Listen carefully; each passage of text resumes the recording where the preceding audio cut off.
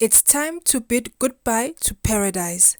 The remaining pairs were presented with 3 options on how to wrap their journey: get engaged, leave the beach together, or break up.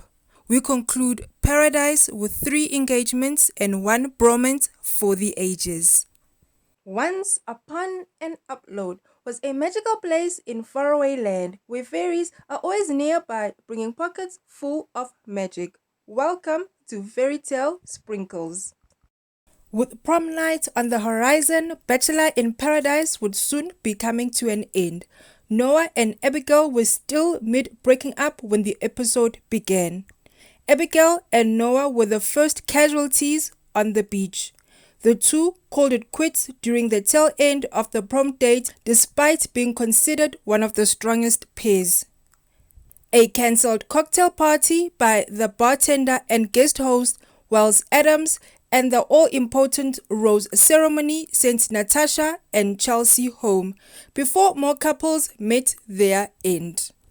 Couples decide their fate in last chance conversations.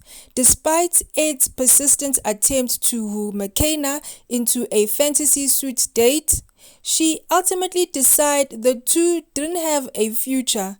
McKenna is just not that into you, Ed.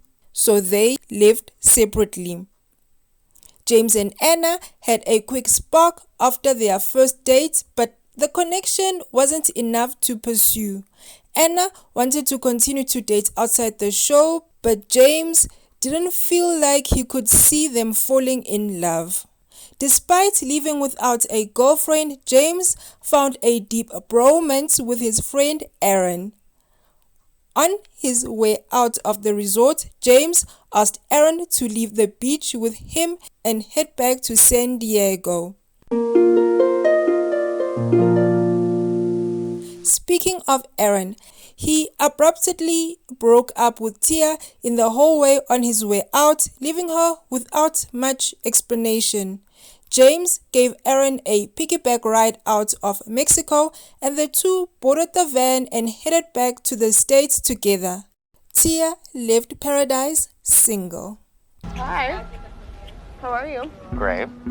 Thomas and Becca had been steady since their first date together, but Becca expressed concerns about needing more humanity and realness from him. Thomas, for one, wants to keep their relationship going once they're back in the States. Becca, though, is having doubts. Becca ended the relationship, which sparked an emotional outburst from Thomas. Thomas insisted he was falling in love with Becca and didn't understand her stance. We're calling off a potential life together because things are too good, he said, and to me, I can't make sense of that. Thomas ultimately accepted her decision and left in tears. I just don't want you to think what we had wasn't real and special. Becca chased after him to assure him their time together was genuine. Becca wanted to make sure he knew that she cared. Still crying, Thomas said, "I wish you could see the faith I have in us." As she drove away from the beach separately, Becca began questioning her decision. Kenny and Mari were one of the earliest couples that faced obstacles and love triangles during their journey. In the end, the two were committed to each other and decided to go to the fantasy suite together. While Kenny felt secure in his relationship with Mari, during their last date, Kenny was initially hesitant about Mari's age and readiness to commit to marriage. Mari alleviated his fears and the pair agreed to the fantasy suites. Mari felt she found what she wanted in a partner in Kenny. "Since meeting you and getting to know you and spending so much time together, I really found what I was looking for and what I came here for," she told him. "I have such a good feeling about this and about us." After their overnight date, Kenny proposed to Mari. They both reiterated their feelings for each other before he joked about getting down on one knee. "These old bones." She said yes, and they left the beach together.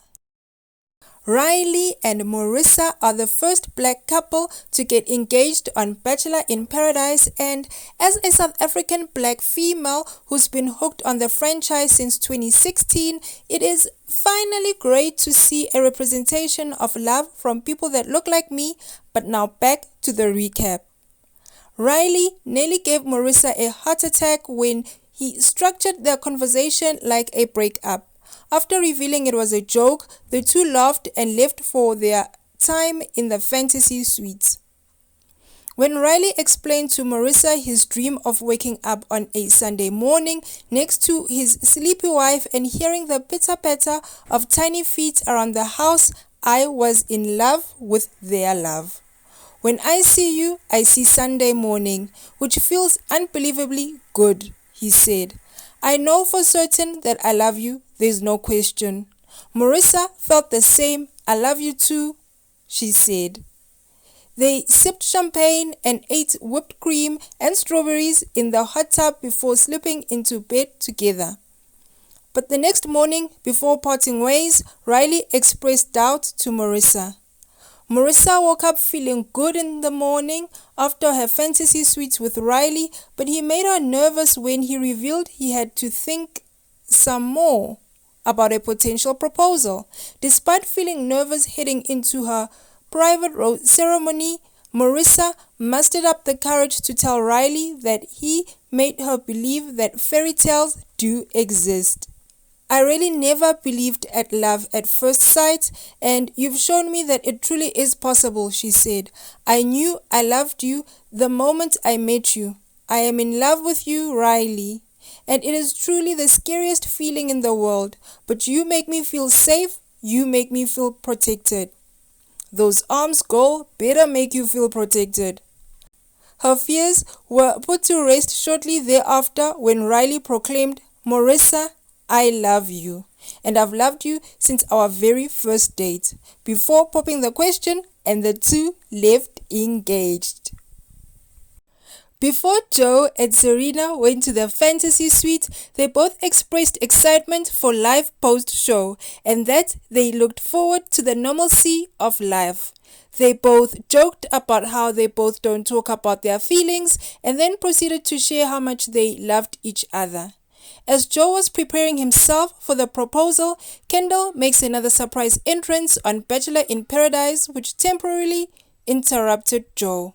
Kendall returned to the beach for a last-ditch effort at closure, then congratulated Joe on his success with Serena. Joe was kind and listened to her speech before he sent her off with a hug and called her a catch. When Serena arrived for her proposal, she started the exchange by sharing her feelings. When it was Joe's turn to share, he admitted that Kendall had just left, but he said her cameo made him even more confident and assured in his relationship with Serena. He proposed and she accepted. Did you notice how Joe's voice broke when he said, "Will you marry me?" Oh my God, my family's gonna kill me. I'm sure they're gonna kill me first, Joe replies. All three couples went with their hearts and got engaged. In the end, three couples live engaged and are still engaged today. Congratulations Kenny and Mari, Riley and Marissa, and Joe and Serena. Season 7 of Bachelor in Paradise has come to an end. Michelle Young's season of The Bachelorette will premiere on Tuesday, October the 19th on ABC. Familiarize yourself with all the men from her season by clicking the impression link or the I above. Please subscribe for more coverage and everything you need to know before she starts handing out those roses.